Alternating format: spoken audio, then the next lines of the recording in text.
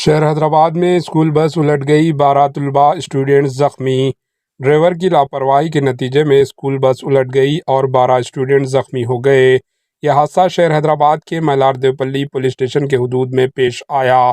ये बस बच्चों को स्कूल ले जा रही थी कि इसका ड्राइवर ने तवज़ुन खो दिया, जिसके नतीजे में ये बस कार से टकराकर उलट गई। शुबा किया जा रहा है कि गाड़ी का ब्रेक फेल हो गया और ड्राइवर हैंड ब्रेक लगाने में नाकाम रहा। इस हादसे के वक्त गाड़ी में 25 था 30 स्टूडेंट सवार थे। जख्मी स्टूडेंट्स को अस्पताल ले जाया गया। पुलिस ने इस सिलसिले में एक मामला दर्ज कर लिया। Bureau report, HN news.